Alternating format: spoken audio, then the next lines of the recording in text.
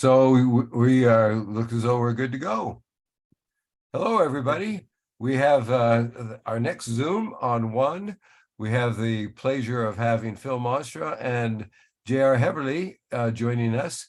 They are going to be covering the speciality of electric distance measuring recording, something which all of us, yours truly in particular, needs a bit of help with. And this is going to be a very instructive session that we will have. So I'm going to turn this over to the two gentlemen for their fine presentation. There you are, guys. Jared, you want to start us off? Hello, hopefully my sound's working. It is. Okay. All right. So Phil and I went over the sort of outline of questions that Scott had proposed for topics to cover when you are the head of a crew. So we have some things to say on that are specific to being the head of the EDM crew. I'm sorry, I'm trying to pull up the email. Did you which one did you send it to? The Comcast, I think. Comcast, okay. Because I had it in here. Let me just find it so I can go over the questions. First off, some of my background. Here we go. There we go. So my background, I've been doing EDM since 2004 when I was introduced to it down at the Penn Relays. Mark Heckel was the one who trained me on it, and just been working it ever since at various meets and venues throughout the years and stuff like that. I was selected as the chief for EDM 4 times. One of the times was canceled. That was the 2021 indoors that wasn't held. And I just got back from Albuquerque this past weekend, being the chief of EDM, EDR down there as well, in which I saw Marty because he was working the horizontals while he was down there. I worked last year with JR, both outdoors and worlds. And that was quite a fun time to actually sort of get to see his background. I've heard the name JR Heberle a lot, but since he was on the West Coast and I was on the East Coast, we didn't really cross paths too often. So it was finally good to get put a face with the name and go from there. Yeah, same here. I'd seen Phil's name before, probably mainly for like the USA indoor selections, which I normally don't apply to because we don't do indoor track out here in California. But yeah, similar to Phil, I started in with EDM in 2005, back when the NCAA's was at Sacramento State for 3 years in a row. I learned how to do that doing the backup machine during live competition with someone who is an experienced operator on the primary machine. So that's really being thrown into the fire. You have to learn to get those measurements quick or you're just going to get left behind. But yeah, I've had the privilege of doing a good number of USA outdoors since then, as well as the worlds. I know Scott sent us questions to consider. The first one would be, what are the expectations are there of the head officials? Many of you might have been head officials at various points, and I mean the number one trait of the head official and priority is to set the tone for the team and prepare the team the best as possible. EDM is a little bit different because there's only 2 roles in EDM and EDR operator. Horizontals, you have the rakers, the coordinators, the board person, and various roles in which they can rotate around. We only have 1 of 2, either way. But what's unique about EDM, EDR is we're involved in the verticals, we're involved in the horizontals, we're involved in the throws. And each of those has their own nuances in terms of how you would handle it, where you'd want to set up, even just the measurement, to be doing and setting up the computer to take the proper measurements in any of those events. So getting the team prepared and making sure that they are ready to go would be the number 1 priority that I feel an event head should have. We're also expected to make sure that we can problem solve any problem that there is, because it could be on the computer end or the scope end.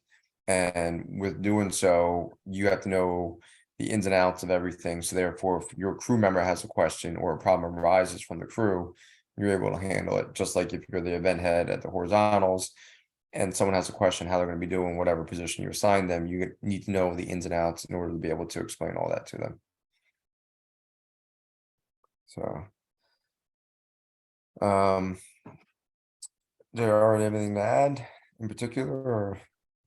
Yeah, the once the competition started, the role of the head of EDM crew is sort of sits like a hybrid or in between the event crew head and the referee. So you don't have any referee like powers, but you might be sitting next to wherever the referee is, watching the competition, observing that everything's going right, and being on the lookout for anything that goes wrong, so that if there is a situation arise that needs to be addressed, you're ready to make a recommendation to the event head and the referee, so that they have options of how they want to resolve the situation. Yeah, that is huge. One thing that typically for the EDM EDR head, we would be meeting with the event head and typically the referee as well in terms of placement, setup, and knowing who's doing what position. And it's almost like we're a liaison between the referees and our crew, because as JR said, there's no distinct referee over our crew. There's a verticals referee, there's a horizontals referee, there's a throws referee, there's a start referee, there's a running referee. Like everyone else has a referee that would oversee them, but there's no EDM EDR referee. So you sort of float between the two channels, talking with the event heads and also having to do the talks with the referees if something comes up, because there's no one above you to do that conversation that has the knowledge base to be able to handle those situations as is.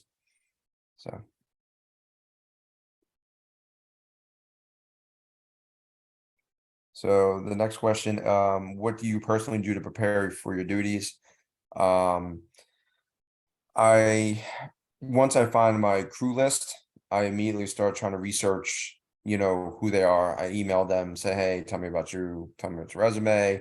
I might call around if I haven't personally worked with them or haven't heard their name before, to see if someone else, can give me an idea of working with them and their strengths and weaknesses and stuff like that. Because ultimately we're put on a show in track and field, right?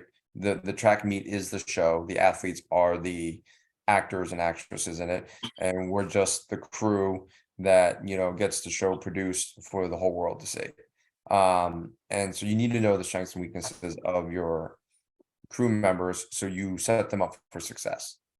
If someone is not strong in one area, do I really want to feed them to the wolves? Or if I can put them in a position in which I can play to their strengths, that sets our team, being the EDM EDR team, up for success, which means we're going to get all the marks, we're going to get all the dark marks, it's going to run smoothly, it's going to run on tempo, and everything else from there. The next thing I would do is then I get the schedule, the meet schedule from who's ever hosting it, and then I break down a logical organization of how to assign my crew based off their strengths, weaknesses. Like if JR was my crew, I would say he really doesn't have a weakness. I can put him in any position I need because of his knowledge base, his ability on the scope, his ability on the EDR and everything else. But what I try to do is make sure I schedule myself as free as possible, because that is one thing that the head needs to be able to do. At indoors, there was an issue with the high jump computer. I had to run over there. Then I got a text, hey, we had a pretty close world best in the weight throw. And I went back, and sure enough, Deanna Price not only said it once, but said it twice. And I have to be there to look through the scope and everything on our normal procedures for a world's best or world record. And then, someone needed to be relieved over at the pole vault, and I got a text message for that. If I'm tied up actually working the meet, that creates some difficulty there. Once I have the schedule built out, I email out to the crew and have them look over it so therefore they understand what's going on. I touch base with them about when they're going to arrive in town, when our first meeting is going to be, and then some background information they may need to know about the meet and what my expectations are. And therefore, by the time they fly in or drive into the location, they now have an idea of what they're going to be doing, what events are going to be working, their time schedule for the day, what my expectations are. And then we meet in person and go over it. So it's not just they're getting the day of, they're getting it beforehand and constantly repeating it, and going from there. So With your particular needs, who's supplying the equipment? How do you go about making sure that your equipment needs are met? So one of the things is most of the meets that you're going to be picked as an event head for the EDM EDR are going to be the national meets, the NCAA meets, Diamond League meets, or the Worlds, where there's a supplier for that meet. It's not going to be your local high school meet. They're not going to call you an EDM chief at a local high school meet, right? So typically, whoever is doing the timing company would supply the equipment. The big players are PT Timing, Flash, Lightning. There are a couple timing companies out there, but basically the ones who normally do USATF meets are Flash. The ones who do Diamond League are Omega, Worlds with Seiko. And so you sort of know the players and you can text them, call them ahead of time, be like, hey, where's your equipment going to be stationed? Where do we pick it up?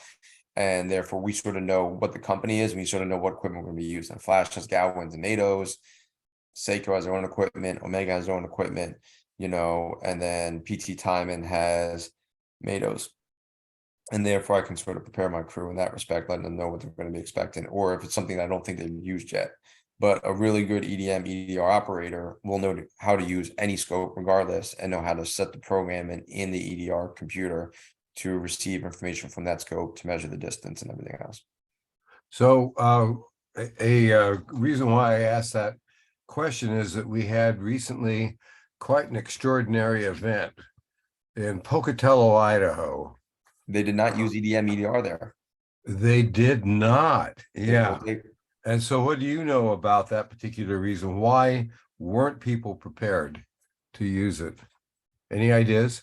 So I don't know if they even had a certified EDM, EDR operator there. Typically, it's the local organizing committee that gets it, whoever does the officials. If they didn't have anyone out there to do it, you could pull tape. Now, they didn't pull steel tape that I saw in the video. I only saw one highlight. Maybe they had a steel tape sitting up to the side, but they did.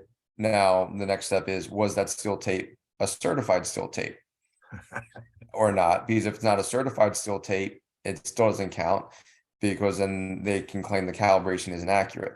With an EDM, like when we were at indoors, Justin Co had his steel tape, which is a certified steel tape.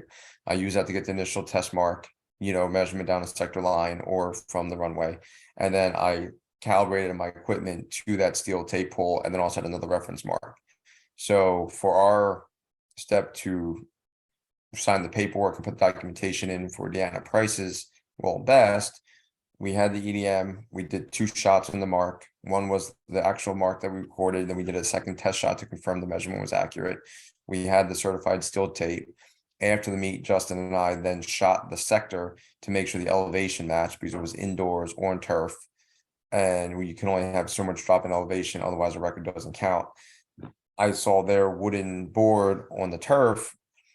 I don't know if they even certified the sector. So to be honest, I don't know what they had set up, but there are different things you definitely need in place in order to ratify that record. So I'm still curious if they had enough in place to be able to ratify that record or not. Well, plus World Athletics requires dope testing immediately. USATF, right, requires it within 24 hours. So Marty, you're close to that neck of the woods. Do you have any input about that particular one? About why they didn't use EDM? Or anything having to do with that? They were cheap. They were cheap? Yeah. It costs money to bring in an EDM operator. It costs money to bring in one of the big guys that Phil was talking about that provide all that stuff. And you've got to have trained operators. I did see the video where they brought out a steel tape. Whether it was a certified one or not a clue. Yeah. Like Phil said, Justin carries one. I carry one. I know several people that have certified steel tapes.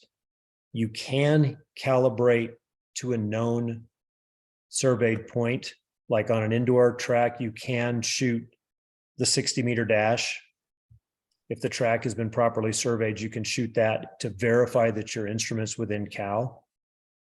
But that doesn't really help there. Yeah. So there's a lot that goes into making sure that you're accurate. We had a protest, one of the throws, we had gotten the dark mark, so we were able to put that, it was overturned, like the protest wasn't a foul, and they said, okay, it didn't foul, so we need that mark now, and we had that mark because of the standards and procedures. I see a lot of people popping up with questions about how to go over the setup and everything. I have a good resource that I would love to take credit for, but I can't. But Dave Wojtek did some videos that I can share to Scott that he can then drop off to others. That shows how to use the EDR, EDM setup for the throws, horizontals, and some of the basics on how to go through that. The best practice catalog is a little dated, and we are currently in a working group to try and get that updated as best as possible, and then go from there. But yeah, so we can definitely drop that in. I can give you a preview of the video. I'll share my screen in a little bit. Some of the other things, what do we look for in a crew, and how do you assess who should be assigned to various positions? I mean, the biggest thing that I think anyone looks for is versatility. If you have an official you can put anywhere in your crew and do anything and not have to worry about them, as a head, that gives you a huge peace of mind.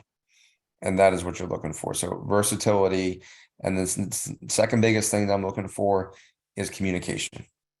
I need a crew member who's going to ask the questions if they don't know it, instead of just trying to figure out on their own. I need a crew member who's going to communicate, when there is a problem during the event, or tell me something that I would need to know that's pertinent to what's going on. As we said before, we're bouncing around to all the different areas. So at one point on that Saturday at indoors, we had one pole vault, one triple jump, one long jump, and the shot put going on. And I had to be able to get around everyone and make sure they're all set up the way they are. So their ability to communicate back to me what's going on, what help they need, what assistance they need, is a huge thing that I'm looking for. And then, as we talked about before, just the strengths of, the different crew members will definitely determine how I assess where they should go, based off of what their strong points are. So. Yeah.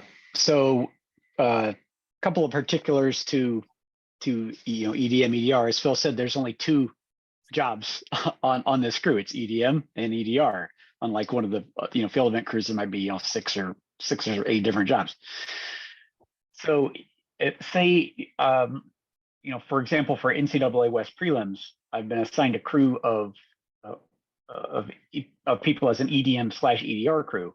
But before the meet, I'm going to have to find out who knows EDM, because if somebody comes in the meet and doesn't know EDM, that's a much more difficult thing to learn on the spot. Whereas if you're at a less major meet and somebody maybe has less experience as a flight coordinator, well, you can make them flight coordinator for one of the smaller flights or a combined event, some event, something like that. But for EDM, you can't just throw somebody in there the same way you can with other jobs. So that's number one. You have to know who knows EDM and who knows EDR. Then within the people who do know, say, EDR, not all events are the same difficulty. In particular, if you're outdoors, long and triple jump, and the wind gauge is connected to the computer, which is the way Flash Results likes to do it, then the EDR person is operating the wind gauge. So number one, that person has to know what the rules are surrounding when to start the wind reading, but they also have to be able to handle the workload. Because when you're doing the wind readings through the computer and doing the laser measurement or typing in, there's a reasonably large number of clicks you have to make for each attempt. I think I counted up once for the case where the scoreboard's being run manually, and it was like, I don't know, 16 clicks per attempt. So it helps to have somebody more experienced in those positions, particularly the first couple of days of a multi-day meet, just so they can keep up with the event and not end up slowing things down. One thing that is tricky is, as Sydney Milton asked question, how do you find officials that are certified EDM, EDR? There is a certification out there, but that's being sort of worked on in terms of certifications. One of the things I find often is someone says, hey, I know EDM, and they've only been trained on a LASM or a Leica and actually have not used a total station or have not used a total station hooked up to a computer. And that creates a lot of issues, especially at a meet where you have a total station hooked up to the computer, because you need to know both ends of that and how that's going to work together in order to get what you want. And then the equipment, is going to be definitely different from a Leica or a LASM. So making sure that they're on the certified list. And that's why, Cindy, I had mentioned before, I try and call around to see who's worked with them, because, you could have someone who got the certification. You don't know what training they went through or how it was added, because it's been in flux a little bit in terms of getting there. And so to actually have the knowledge base that, hey, this person's used this and this is good. As a crew chief, when I go to an event, and to answer the other question about what do you do with someone who's recently certified and isn't really sure, I'm with at the event. If I know they're brand new to it, hey, Sydney, I'm going to use Sydney as an example. I just worked with them this past weekend. So if Sydney's a new operator and I'm like, okay, I'm going to pair him up with JR. JR is a known entity to me, and he's a veteran. So therefore, JR can show him the ropes and explain stuff and teach him on site as they're setting up. When I get to a track meet, I have my crew there 2 hours before the event's even going to start. It gives me time to troubleshoot. It gives me time to talk to the meet organizers, the referees, if we have to change locations that I had pre-planned out. And I'm trying my best to make sure my crew is relaxed. They can take their time doing it and get ready to shoot. Typically, the shooting and the EDR part, once it's all set up, is the smoother, quicker thing to do. It's getting set up, getting all the check marks, getting everything in line, matching up with the crew and who's holding the prism, where your test point is, the coordinator, making sure they hold until you put the next name on the scoreboard or notify them that you're ready for the next mark. So you're not losing anything. You can keep track of everything you need to do. And so that's sort of where some of it would be handled. Phil, I'm sorry to laugh there, but you didn't have to move at the last minute at the US indoors, did you? Not 3 different times. What Funny happened? knows, I kept getting kicked around. I moved once. I went out on that Thursday. No, the Wednesday we got in. Wednesday night, I had my crew. We picked a location. It was approved by someone. The next morning I was there. Someone else yelled and said, you got to move it. So we moved it. And then the next time they're like, you got to move it again. And I was like, so every day we just kept setting up in a different spot. What were the reasons they gave? Any? People can't see the scoreboard. The coaches can't see the check mark on the runway. TVs have a bad camera angle. You're blocking this, you're blocking that. And I'm like, I'm trying to get the best mark and I'm trying to do it safest. And then you have these other factors, which should be secondary, but then become primary in the bigger meets. We shot the weight throw and the shot put from the farthest right corner of the sector, almost outside the garage door, looking through 2 nets, over a barrier, and behind a pole to see the red flag on a foul call. It was interesting, but we had walked over it, we had checked, we met with the crew, we explained to them what they need to do. The shot put on the last day, I had to get on EDR because I had 7 people working and I was number 7. And the person with the red flag held their arm up and kept it up all the way until the next person started going the circle, which gave me plenty of time as 6-foot giant shot putters, 6'3", were walking around in front of them, blocking my view, to at some point see it and know whether I got a test mark I got to shoot or a foul or a fair throw I got to shoot, and go from there. So, some of the other questions that Scott has is how do you prepare your Phil, Yeah. just as a point of reference, I did ask questions because I have come to understand that people do want something to prepare and have some sort of guidance for that. But let's also let our discussion or our chat be a real guide to what we cover in this session, because people have a lot of questions about basics and about some particular things. And for this session, and I think it would be very nice if we were as attentive as we can be at the chat. Okay. So going through, I got Sydney's questions. We have Um, Terry Eason also had one in that we want to get to, which is setup of the procedure for equipment. setup for Yeah. horizontals. Yeah, let me knock off an easy one first here. So yeah, as I just said in the chat, the certification on EDR currently is focused on field links because that's what's used at most national championships. So other systems like athletic.net or custom systems made by particular timing companies, those don't really fall in the scope of EDR certification currently. Same way as Phil mentioned that EDM certification is focused on total station and not on LASM or Leicas. Let's see, what's the other one? So how can you find EDM EDR officials that are certified? So you may have seen there is a tool now available on the USATF site where you can type in the name of a certified official and you can see their level certifications, what level certification they have in each of the disciplines. That tool right now does not show grade certifications. So EDR, EDM, referee, technical manager, those types of things are not shown in that tool right now, unfortunately. So there's not an easy way to find out who are EDM and EDR certified officials, but you can probably get that information by going through a search here. Otherwise, you're gonna have to contact those officials individually. So Terry, to answer your questions about how do you set up for the horizontals, and then how to do the other setup. So I'm going to sort of talk you through it. And like I said, I'm going to post a video that Dave Wojtek did so you can actually see how it's set up in the program itself. So for the verticals, I mean the horizontals, you have your initial steel tape pull through test point, typically at the end of the runway, at the end of the pit. Because at the end of the pit, it's normally a piece of wood or some permanent structure where you can measure to, put a mark, and that's not going to move during the meet, right? You don't want to put on a flag that's going to blow over or anything else. That's your steel tape point. Then what'll happen is you go to the EDR, setup, and you have to shoot both sides of the board, each corner at the front of the board, the far and the near from wherever your setup is. So if you're on the right side or the left side, that determines which one's far and near. You would then shoot that, and that creates a plane going across. Think mathematically and geometry way back into those days. And there is a plane you've created.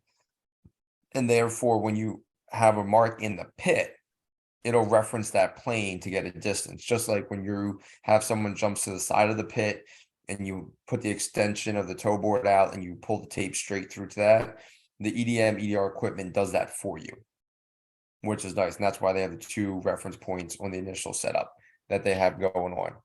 You will also find another permanent spot to put a test point. So during the meet, you're not actually trying to have the prison person go to that test point every time to get your test mark in between rounds.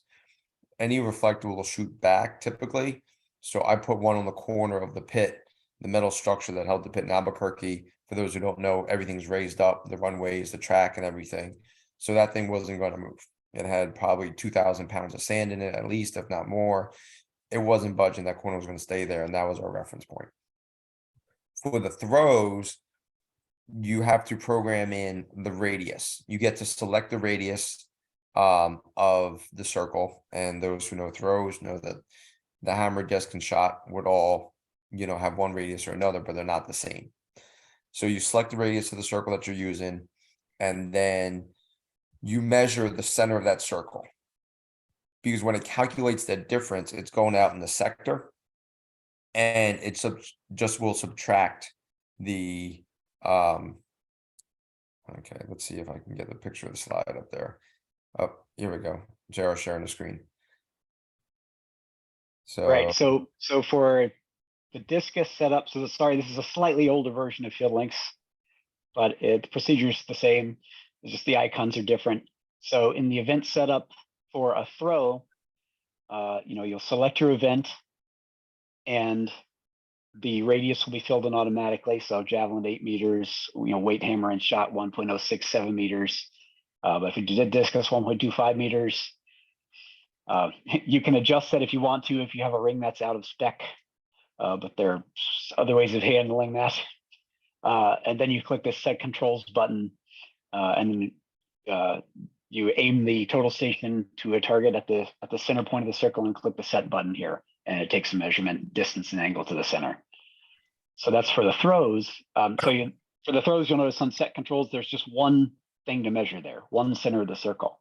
Now, if we go over to JR, before you continue on, yeah, you guys are the best ones to ask about your technique for finding the center of a circle. okay. What do you, the three of you, Marty, I'm including you in this, what do you do to find the center of the circle? JR, you want to tell me what we did at Worlds? You mean at Worlds where Seiko did it? I can tell you what I normally do. I'm trying to get a So at Worlds, so for the center of the circle, it's typically marked, right? You would easily pull a tape. When you pull a tape, everyone says, "Oh, put the end of the tape." I always start the 1 meter mark because every loop is a little bit funky and weird and everything else. So it's easier to subtract 1 meter. Start the 1 meter mark, put it in, and you can measure out from that center to the outer edge of the ring and sort of slide it around and sort of see, does this make sense? Does this look even close to the number I need, which is the 1.250 and the 1.06 that JR was having, right? If that matches, then as JR, I joked about Worlds last year. Technically, you want the center of the circle to the front to match the distance you need. If the circle's not the size. Because if you have a circle that's not the size and you take the true center of that circle, then the distance to the toe board could be shorter and extra distance could be added to the throw. Because let's say 1.06 is the radius, right? So you double that, you get 2.12. Let's say your circle is only 2. So if you find the exact center of a circle, because we assume that they're done right, but they may not be. Now you're basically looking at a 1 meter radius. So every throw is going to be 6 centimeters longer than technically it is. So if it matches from the center of the circle to the front, that's what you're looking for. You definitely would want to pull through the whole circle to make sure the circle is the correct size, because if it's not, you got to tell the technical manager, who at all the big meets should have verified all the different measurements for the circle, the sectors, for the javelin runway, the long jumps, the triple jumps, all that stuff. But if you're there and you have to sort of make sure it's right yourself because you don't have a technical manager on one of the bigger meets, you would start by pulling the tape. Obviously, a steel tape would be ideal versus a tape that could stretch. All right, so here's my procedure for marking the center of a circle. First, go to the sideline. Hopefully there's already hash marks painted. If there aren't, there's usually some marks, in the concrete or something that shows you where that the diameter across the circle is. I'm talking about the diameter that divides a legal exit from an illegal exit of the circle. The line's extended. Yeah. But often those are a mixed bag. Some are done correctly, a lot aren't. Yeah, they are. Well, but you got to just find whatever there's the best or eyeball it. Usually that part isn't too hard. But either way, you find that spot and measure the distance, the diameter across the circle. If it's not the diameter it's supposed to be, I don't care. Throwers typically don't step anywhere near the sides of the circle. They're going from the back of the circle to the front. So measure across the diameter across the circle, whatever that is, divide by 2. And then put a small mark with a Sharpie in the center of your measuring tape there. Now you have a center. Now you know where the center of the circle is from left to right, but you don't know where the center is from front to back yet. Step 2, take your tape measure and measure from the front of the circle to the back. This time, maybe you can ignore what the actual diameter is if it's a little off, and just measure from the front of the circle back what that radius should be. 1.025 for the disc, 106.75 for the other circle throws. And then you mark there. Where your mark there intersects your mark from centering up left to right, that's where that's the point you can use as the center. How do you determine that you've made the vertical line or the line front to back perfectly equidistant between the points of the horizontal line or the other line? It's mathematics. Because you put a mark there the first time. Well, you pull through that, but also to make sure your tape is straight, you slide it back and forth, left and right, one person each end. At the exact left and right, and then basically you think east and west and north and south points, they would be the maximum distance. So you'd see what number it is, and as you move the tape, if it gets smaller, left or right, then you know you're in dead middle, which is what you measured in the first place. So you should have that measurement without any issue going front to back, if the tape is being pulled straight and everyone's sliding left and right together. But as JR said, the main thing is the radius part that you're looking for. I end up using 3. I start on one edge, you pull through the other edge of the circle, and you keep moving it back and forth until you get the longest measurement, so you know you're going all the way across it. As JR said, you go halfway, you make a mark along the edge of your tape, maybe an inch long. And I will do that 2 or 3 times, at least 3 times for me, from different directions. And you see where they all cross in the middle. And that's your center. And guess what? Sometimes they're not round and they don't cross in the middle, and you end up with a locus of points, shall we say. Yeah, that's the benefit of the procedure I described, is that it's just, it gives you 1 point. Gives you 1 point. If you use 3 or 4, you're going to get a small circle, and then you choose the center of that small circle, and then you measure from there to the toe board or to the front edge to see if that's what your real radius is. And if it's not, as Phil said, if you have a very bad ring, then you have to go into field links and adjust. Yeah. So, well, yeah, I mean, obviously, if you can get the center point to be the center point you shoot, if that's the radius, and you don't have to adjust anything in field lengths, you keep it the 1.06 or the 0.25. If it's way off, you're probably at a high school invitational, because any big national meet is not going to allow a circle that can't be, ratified for a record to be allowed to be used, and they would change what they're using, which is the whole other situation. We have a question here about, I've been running laser links at the NCAA meets for 4 years. What do I need to become a certified official? That is what's actually being talked about in the working group in terms of certifications. You do have to attend a clinic and training by an EMJ. And then the next steps would follow after that. But that's going to hopefully be released by summer, so everyone can get back on the same page and have consistency across the training. What we had found was it was regionalized. One of the types of training people gave. I mean, the original pillars of EDM, EDR was Scott Rose, Eric Smith, Mark Heckel, Justin, and George Leaf. And they sort of, I talk like football and say they all sort of have their own coaching trees that have branched out over the time. And everyone sort of has their own nuances and how they do it and stuff like that. So we're trying to make it more unified across the country. So therefore, when someone says they're certified in EDM or certified in EDR, you know exactly what that means and the exact skill that they have. So long answers, just give us a little bit and then we can get you started. That's Terry Kelps. Yeah, the most difficult part right now is that we have a strong desire to see people work in person.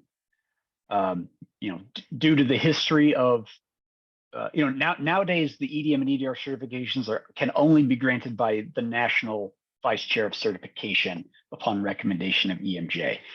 In the older days, cert chairs could go in and add those certifications, and so as a result, you ended up with some people who had a certification, but when they got to a meet and the other part of our electronic measurement community saw how they worked, they didn't have great operating habits. So to make sure we're certifying people who have good operating habits, the best way to do that, right, is to see people work in person. And so over time, this will get easier once we have more EMJs spread around the country. What do you three Right see? now, you need to be able to be at a meet where an EMJ is present. What do you three see as the best way to have training for the largest group of individuals? Would it be 3 different or 4 different locations in the country to which people can come in for training, or what what ideas do you have? Well, I know at one point, Marty, you guys were sort of doing a barnstorm training type situation, going across, trying to train people. The hard part is we can have you sit in front of a computer. We can show you how to do it. You know, I'm in education. I'm not administration. But I was in the classroom. I can teach the kids how to do the math problem one day. But when I come back to the same math problem a week later, they forgot what the hell they were supposed to do.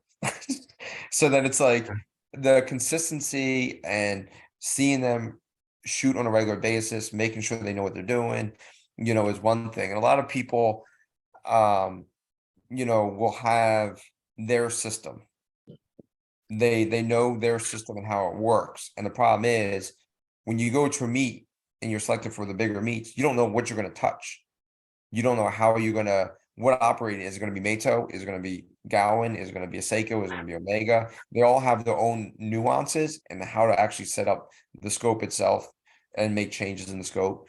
You know, the EDR is typically field links, but Omega and Seiko's paired up with Delta Train. Omega has their own software. So there's a change in that. So once we get someone trained, how quickly do they do their meets to get the practice under their belt? How proficient do they become? Because at some point there has to be a time component, because you can't tell Dolores Murray, hey, I'm going to take about 2.5 minutes to record every long jump and we're going to run out of time for the TV, and not have Ed Gorman basically, you know, throw you out of the meet himself. So, and that's where it comes in. So the hard part is we can do the trainings. There's not many opportunities for people to do EDM, EDR unless they own their own equipment or they're localized to a track that has it, that they can regularly use it. And typically those tracks sort of already have their people in play, right? If I always have JR do my track meets and someone's like, hey, I want to work EDM, EDR, unless JR is not showing up, I already know what I got. They typically don't give a second chance.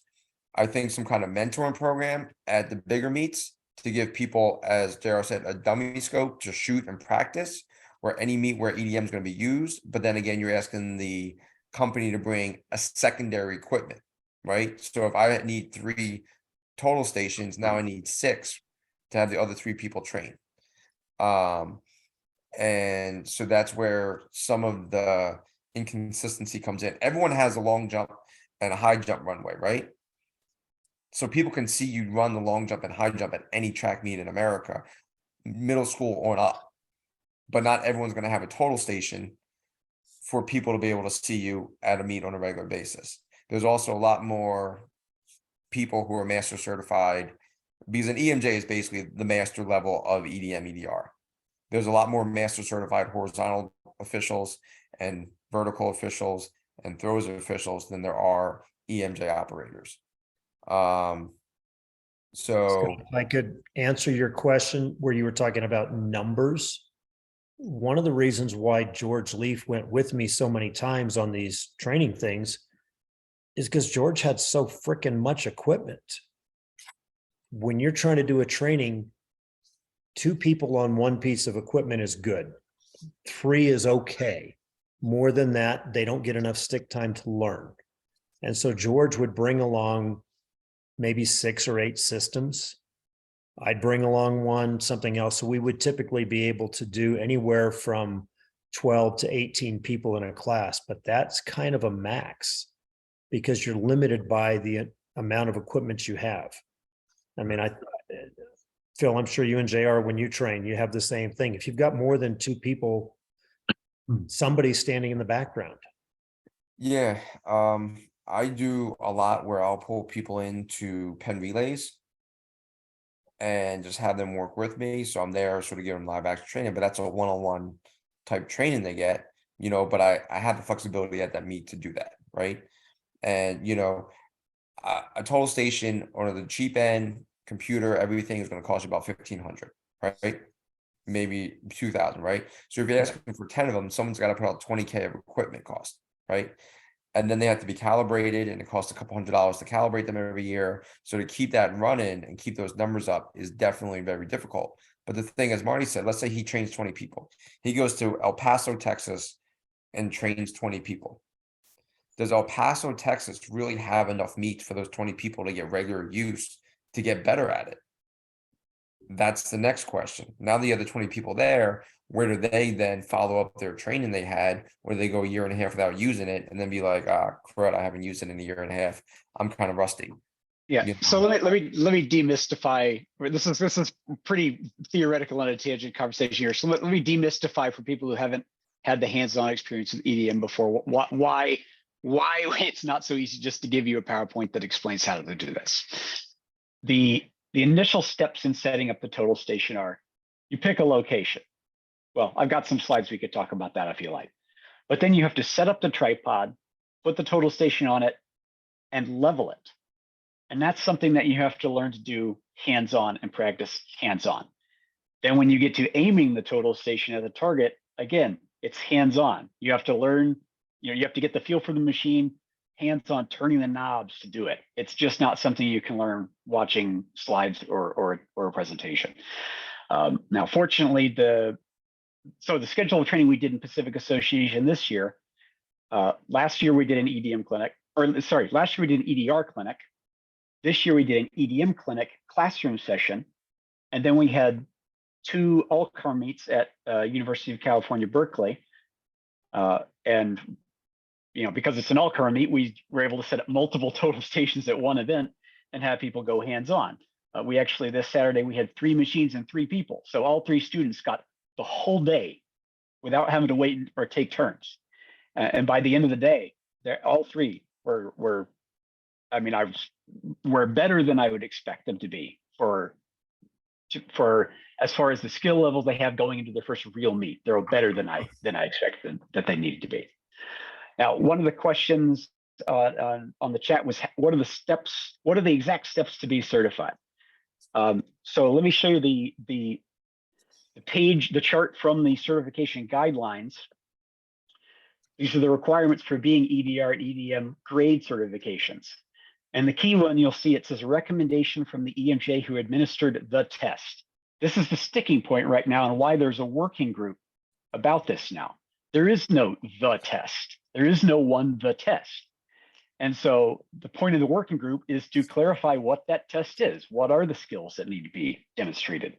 Right now, this is the only written down guideline that's really official. So, I mean, I'm as frustrated as y'all are because of how long it's taken to get some more definition on this. But now there's an actual working group on it. That's a great start. Yeah.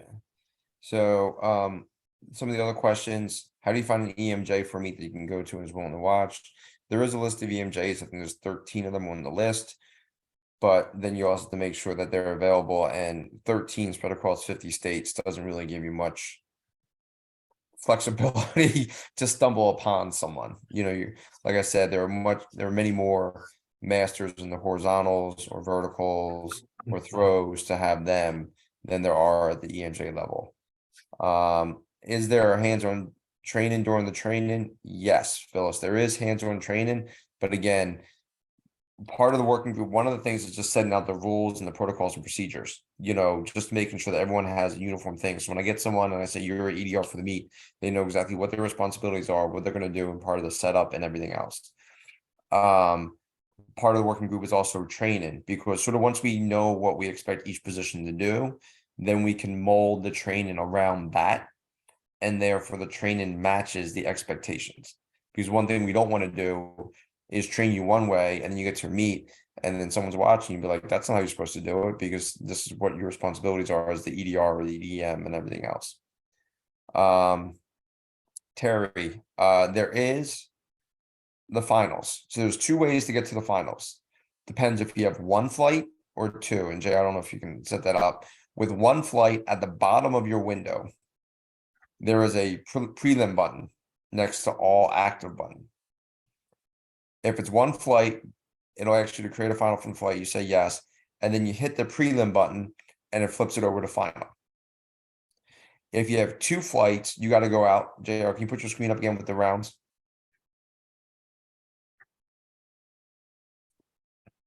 Yeah, so for 2 flights, it's straightforward. So with the round highlighted, in which you had the multiple flights and you want to create a final, with the round highlighted, you go up to event and choose add flight. On this screen, if you hit add flight, it will add a 3rd prelim flight. But if you add final, it will instead add final. And I hit add final, and I don't have any people in here, so it's not going to work. But And you could also hit the button up top, second from that one. that one. That'll also get to the same spot. But you can only add the final after you've completed all the preliminary flights because it will pull all the throws or jumps from those flights to determine who's in the final. So you don't create it until you've gone through all your flights at that point. And that is how you would create a final. Okay. I just want to jump in and ask a question while you're on this here. Are these the same versions for 192? I mean, the icons? The icons are different, I thought so. but the procedure is the same. Okay, all right, thank you. So Terry, you can also do it via text up at the top. You don't have to use the icons. You can go up to event, add flight, add final. and that's the thing with the training, you can play, like in the training, you can't mess anything up. You're not going to delete a world record throw. So when you're training, you can play around with the computer. And when I initially started, that's what I did a lot of, was just play around, waiting for the event to start, and everything else, and just sort of seeing what the different things did. For those who started a while ago, it started on the Palm Pilots. Kali, what it takes to become an EMJ right now, it needs what JR showed. It takes the recommendation of an EMJ to the national committee for them to vote and elect you in. But that process is in the works of possibly changing as well. Yeah, but to get the EMJ certification, essentially, it says in the chart, yeah, you have to have grade 2 in both EDR and EDM, first of all.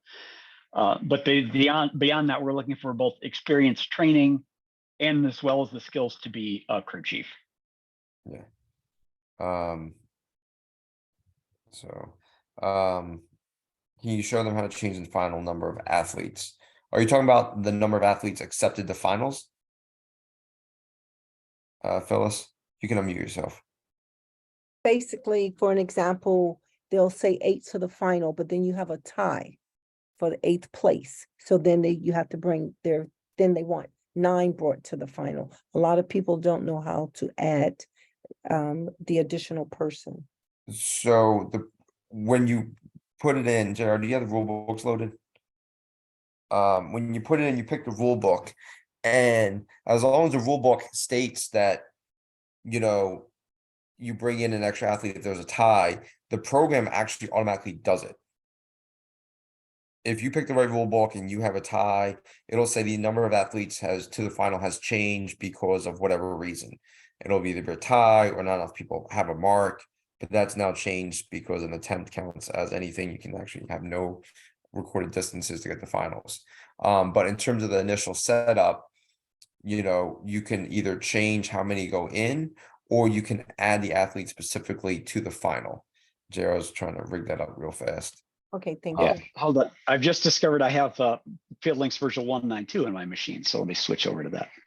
About time. So Because at a on that, couple Phil, college- I'm sorry, Phil. Terry, because at a couple college meets, we've had situations whereas, 9 to the final, but then they have double or triple ties for the 9th place. And sometimes, so then they're like, well, we want, or the meet director say, bring them all 3 to the finals, or all 2 to, to the finals. So you go from 9 to 10 or 9 to 11. When we talk about tie, you're talking about like a true tie, like their best mark's the same, and then their second best mark is the To same. go into the finals, not the final marks. I'm talking about going into the finals. It Okay. depends upon which rule book you're using. So- NCAA, the default is you do not break ties, you take them all.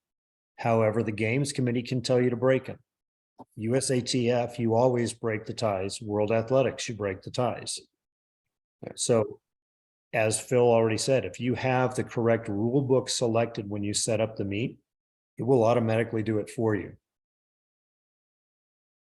So, Now, if Jay, you for some reason need to change it, well, that's in the same place it was set up initially. So this wrench and screwdriver icon Mhm. is the event setup. And here you'll have 3 attempts, say 8 to final and 3 attempts in the final, and you're doing your event like that.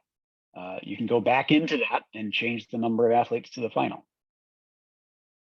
JR or Phil? Yeah. What if you're conducting your finals and you have an ongoing protest and your referee says, hey, that thrower or jumper will be your first thrower?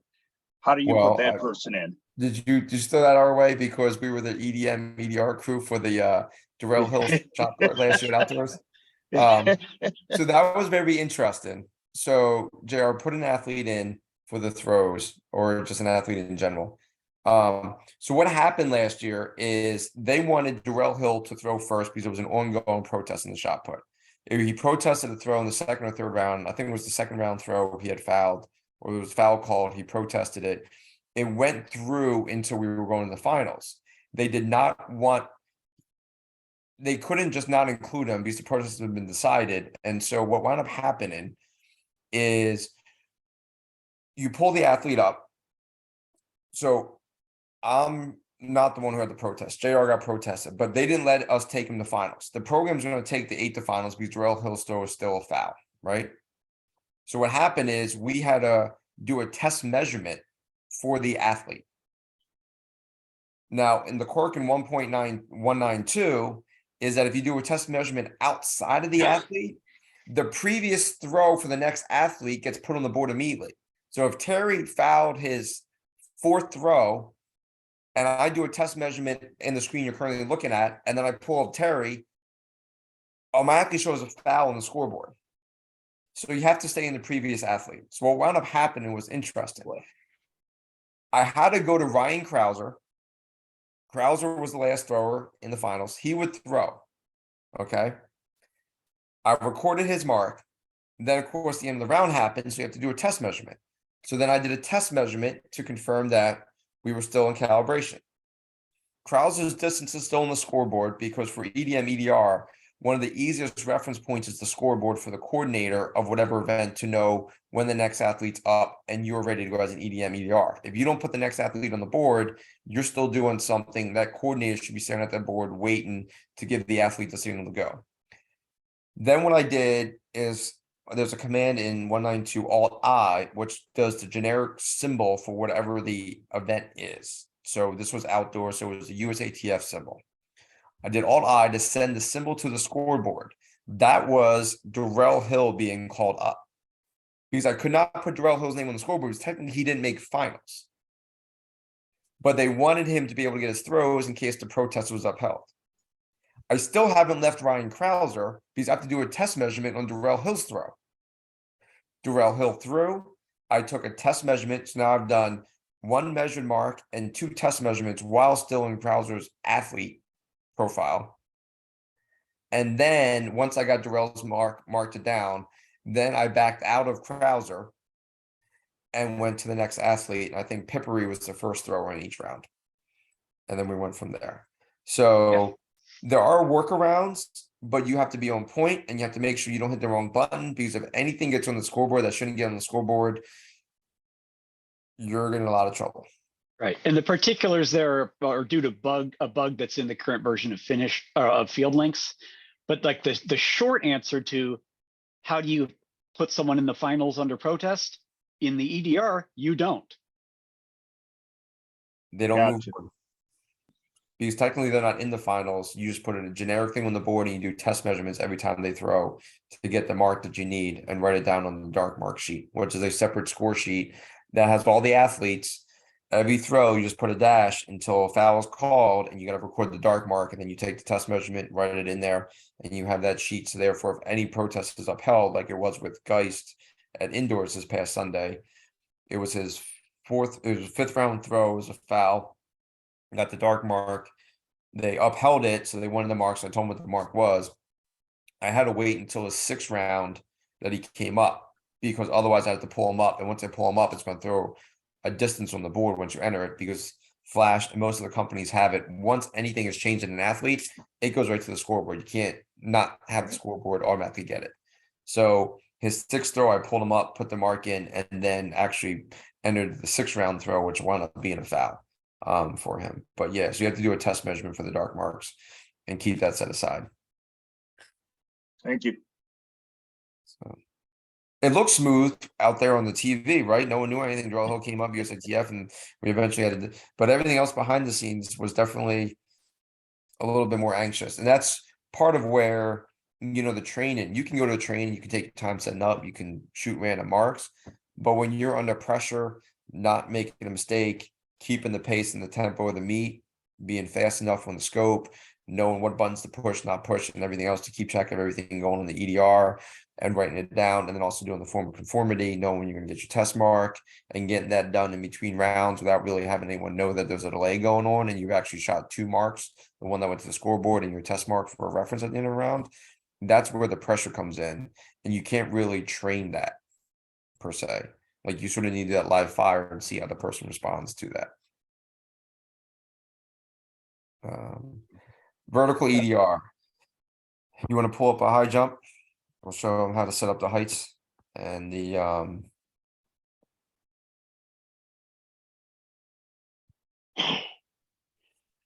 Okay, here's a high jump that happened to have some names in it. I think this is the one that comes by default when you install field links.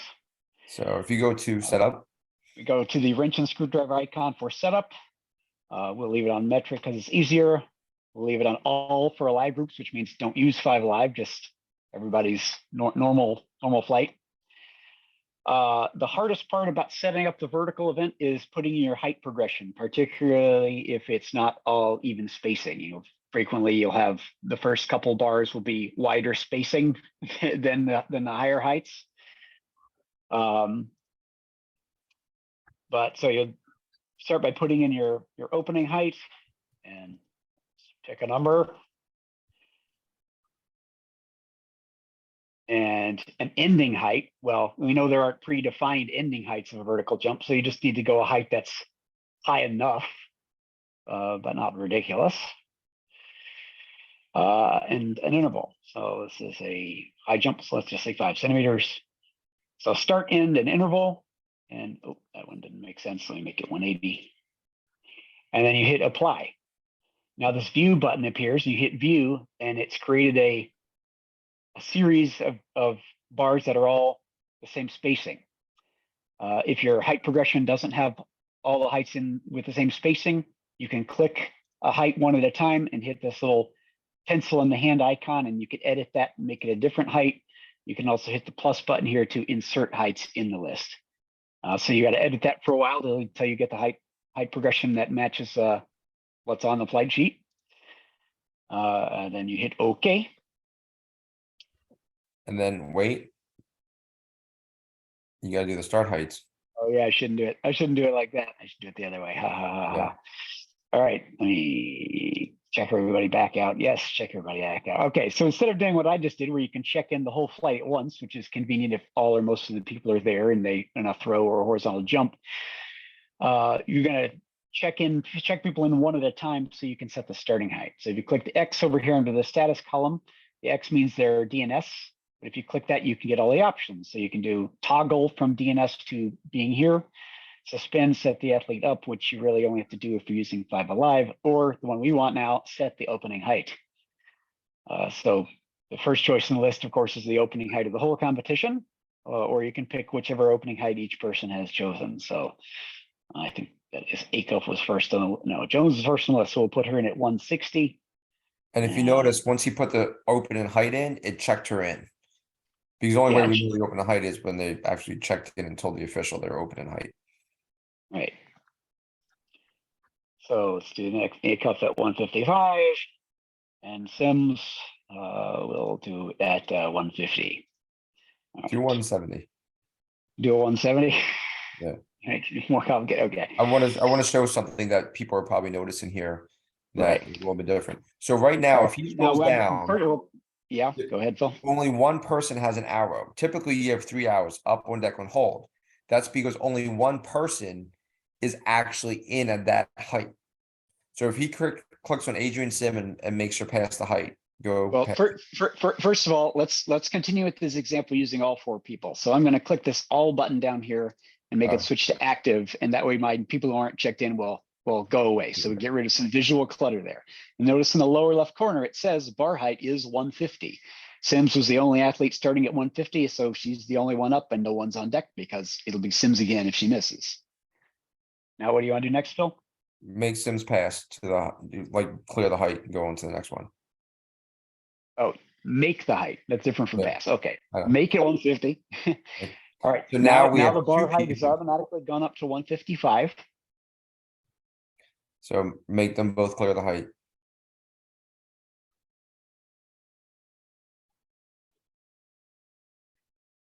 And unlike the horizontal events, there's no number pad to type Wait, in a go back. number Wait, because of go the back height. for a Because of the second. height. Hang on, just there's no number pad to type in heights because the heights come in automatically. In the verticals, you only have to click make, miss, pass, and that's your eraser if you need to change something. So once you get the vertical set up, it's very easy to go through the event. So if he goes back out for a second, notice how there's only 1 arrow up. Back out. There's only 1 arrow up because she is the only one left at that height. Amy Akoff had already made it. So now Sims will be up until she either fouls out or clears it. So she clears the bar. Or she passes the height. She can do that. Now we got 3 people. So because we're at the height of 160, which then allows 3 people. 2 people have cleared to that height and 1 person's entering at that height. So it's going to look a little funny at first. You didn't do anything wrong. It just depends on how the heights are set and what starting height people are coming in at will determine how many hours you're going to have on your screen at any one time. In the horizontals and the throws, you will always have up on deck on hold unless you have less than 3 athletes. So that's where the verticals are slightly different. Yeah, but what you see on the screen for the vertical is really not that different from what you see on a sheet of paper. At least at the beginning of the competition, all the athletes who haven't come in yet still occupy a line on the screen, just like they do on a piece of paper. You want to show them what Marks does, where that's located? Or Sorry? review marks. Yeah, Under. okay. So whatever thing you do, as he said, it looks like a score paper. At the end of the preliminaries or the end of the event or in the verticals, at the end of each height, the recorder should come over to you to review the marks. You would pull this screen up and they would be nothing, make, nothing. And then, you can go on because you've double checked everything. In the throws, it has the distances for each round. And you would just read across the athletes' distances that they have, 28 or 20.82, 20.36, 19.75. Then you go to the next athlete and read horizontally across to make sure that all those marks are accurate and you have the best one in the system. So.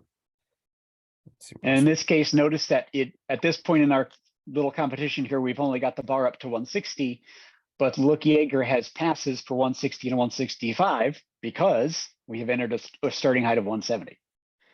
Yeah. Now, do you want to go over the jump off? Since you're already in it. Okay, yeah. So let's finish up this competition here and make it a tie. Let me do it in order here. All right. All right, let's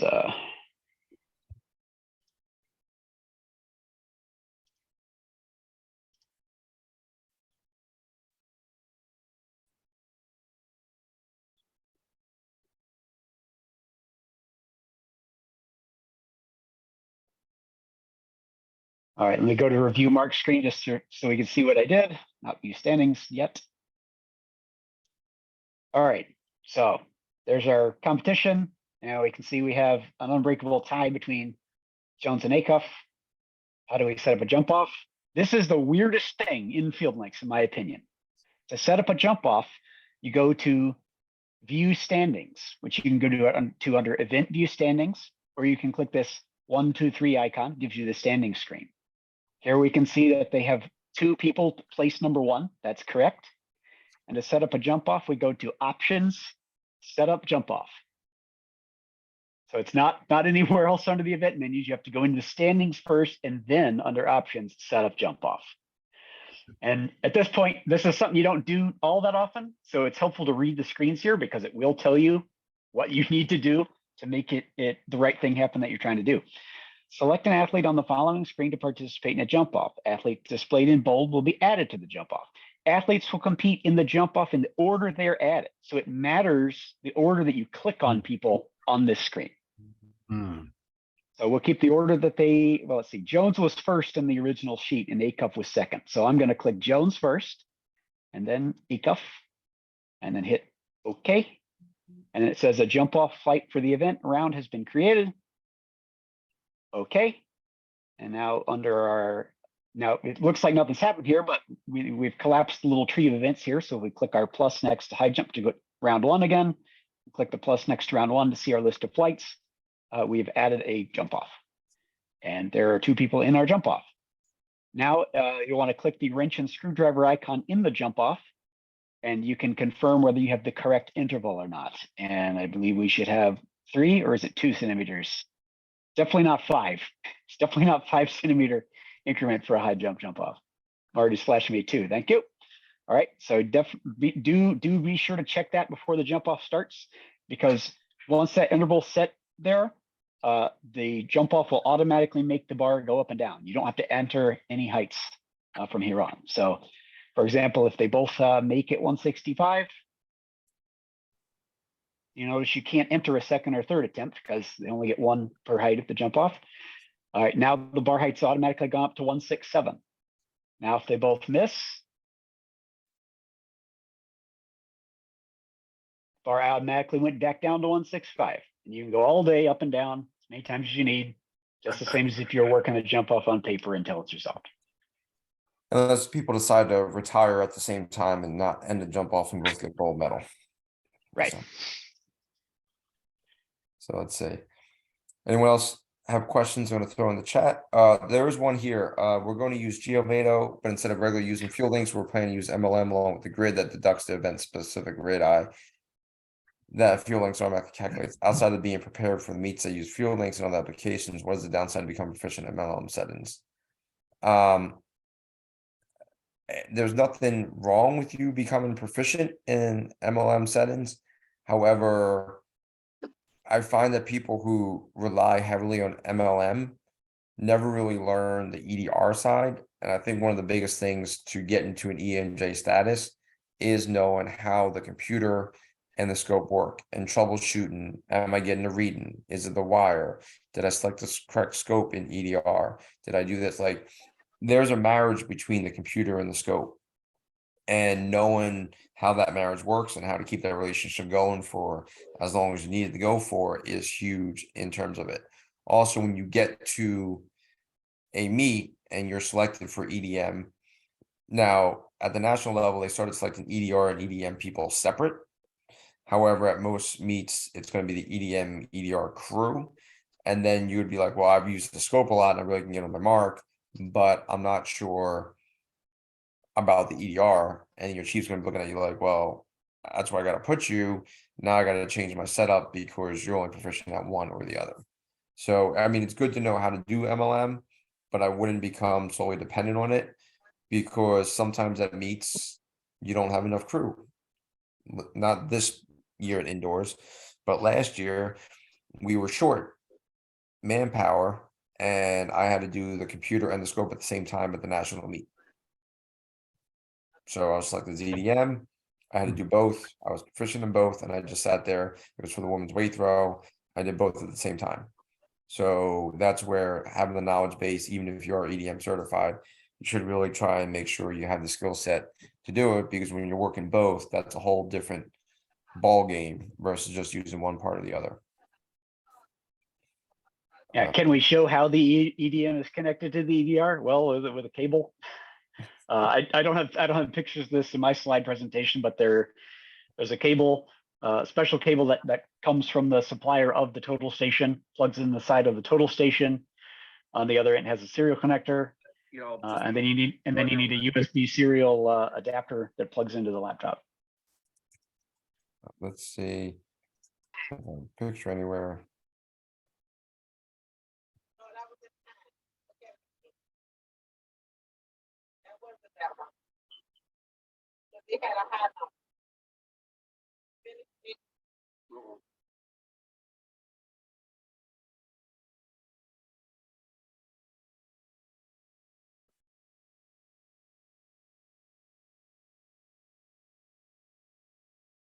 Okay, the setting on the laptop. All right.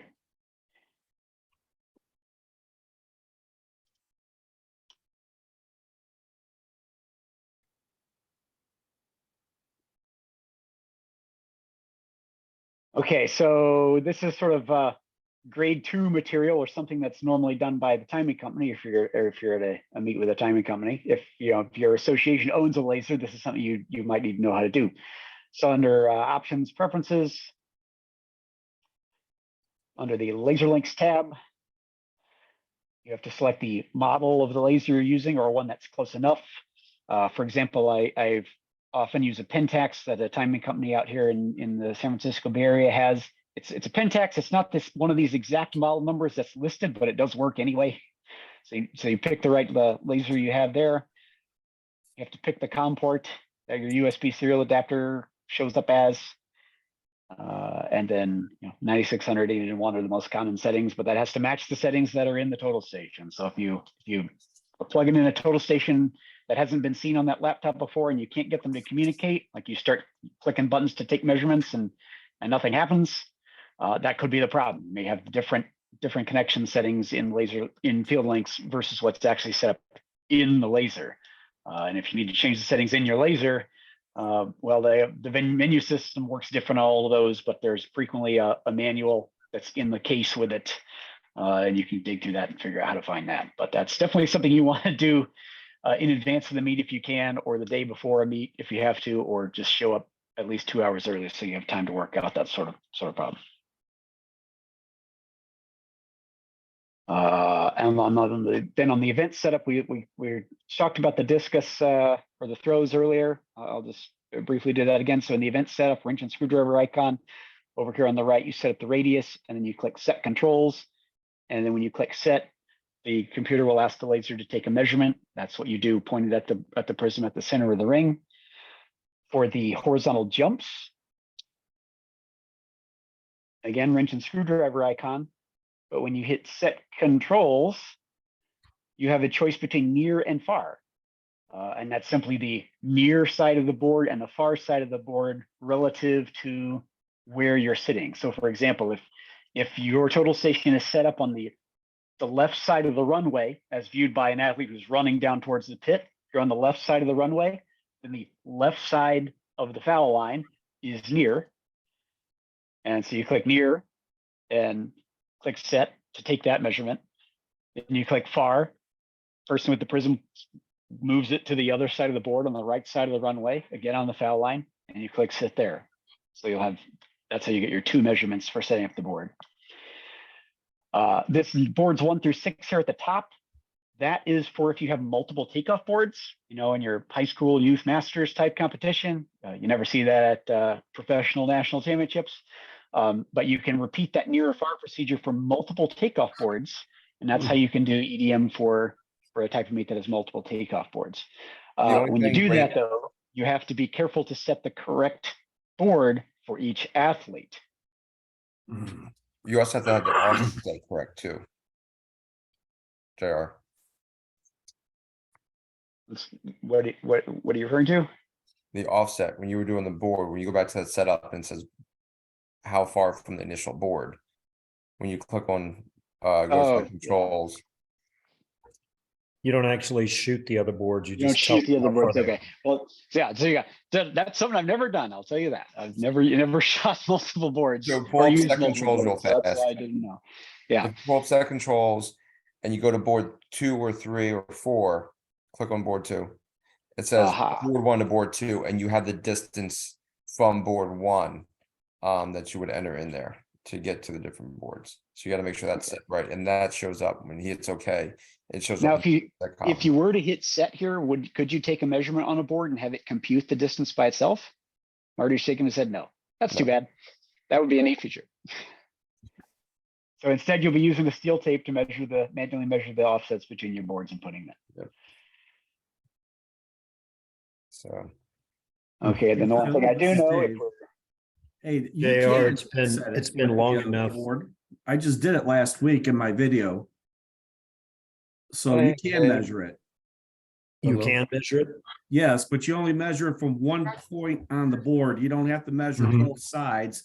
You just gotta be consistent all the way down for however many boards you have. right. And then the last, thank you. And then the last piece of that puzzle, when you go to check in, similar to how in the verticals, we had to put the starting height in. On the jumps here, when you click on the status column to check someone in, instead of just check in, you can go select a jump board. And then if it's a type of competition where they're allowed to change jump board during the competition, you can come back here and change their takeoff board as necessary. Terry's definitely a long And- number. Dave, correct me if I'm wrong, but I believe board one is always closest to the pit because it adds. It does not want to subtract when you shoot from a longer board. That's Or correct. Yeah, so you always have to be, board one is closest to the pit, board two is farther away, board three is even farther away. Dave, a lot of people are asking for like how to use this. We're showing them now and stuff, but the video that you created with Frank, would you be able to send that to Scott so people can have that link to watch it themselves? Because it's a pretty thorough video. I can send it to Scott and I'll also put a link on the chat. We actually converted it up to YouTube, so we could link it right, see it right from YouTube then. I was going to send it to Scott myself, and now that you've opened your mouth and talked, no, you weren't here. So Dave was on my crew this past weekend as well, along with Sydney, down at indoors. So, any other questions?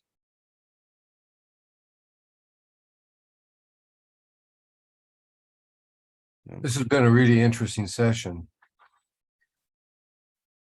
Well, I mean, EDM is a unique community in terms of like people know each other, people work with each other. And the thing is, like, once you think you've seen it all, there's something that comes up and you're like, I haven't seen that one before. I guess I got to think of a new system. And so being able to talk, you have questions about debriefing the crews. I always have a meeting at the end of each day. What I do is I also get everyone's phone number and have a text message thread. Now that we have phones, everyone has it. Hey, at the end of this event, at this time, we're gonna meet at this location. We meet, we debrief, and invariably, if there's something that popped up during the day at one of the operators or one of the EDR people, then you can share that moment. So if it comes up the next day, it becomes a known thing. When 192 came out, and I experienced a test measurement error where if you're outside the athlete, it puts up the last mark from the previous person. We found that out at indoors in Spokane, and it was like, hey, everyone needs to know about this because this is an error that's known.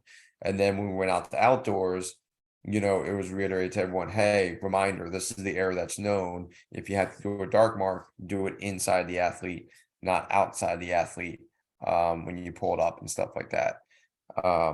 Fuel Links is notorious for every version to have at least one quirk that once discovered has to get spread like wildfire for everyone to know what's going on, stuff like that. And invariably everyone has, you know, their own technique, somewhat unique to them individually, but then also sort of knowing how they handle situations. You know, Dave was talking to me how to quickly get from one height to the other if all the athletes are passing, and we were brainstorming different ways to get there as quickly as possible if TV is breathing down your neck and the athlete's about to go down the runway.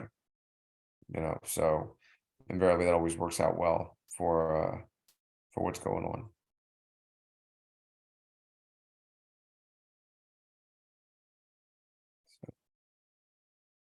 Scott, it's on you. Let's have a couple more questions, please. We are getting to an hour and a half into this, and you know, Phil is back in the Eastern time zone. So anybody else, please quickly here. And JR, you have, what is it you're going to be sending out that I will be forwarding? I think you're thinking of someone else. It was Dave Wojtek. He already Dave posted the Wojtek, link okay. in the thing for people to see the YouTube video. But he also has the actual clinic thing itself, so people can download it.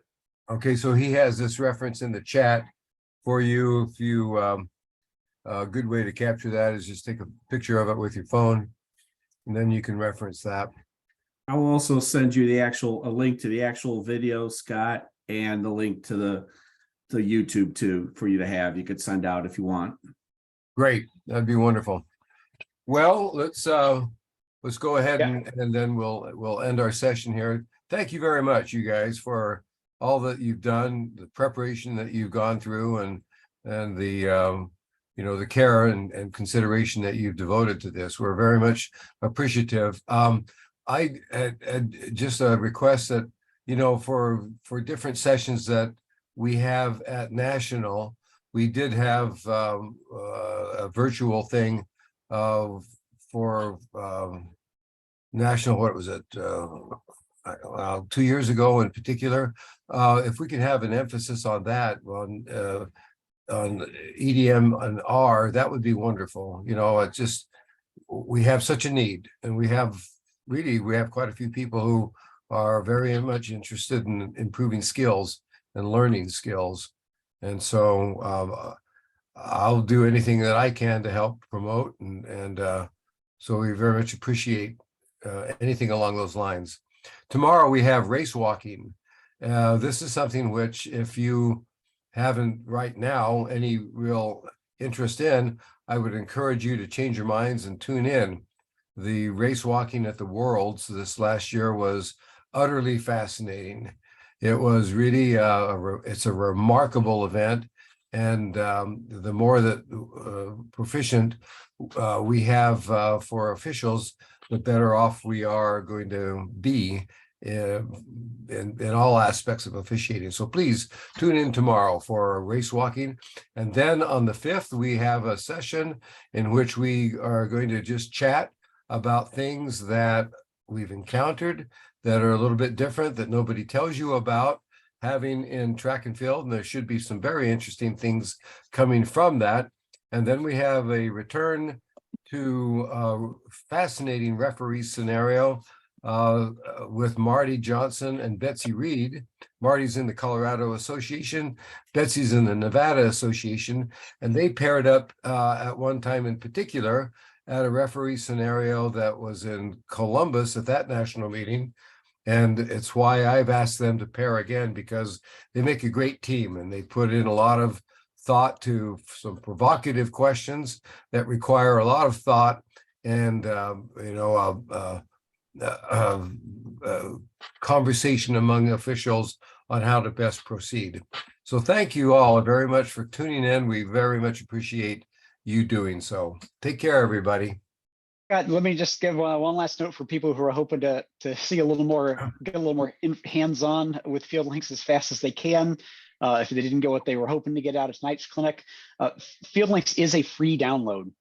I just put a link in the chat to the download page, but if you go to finishlinks.com, hit support, downloads and resources, software downloads, and Field Links network field software, product downloads.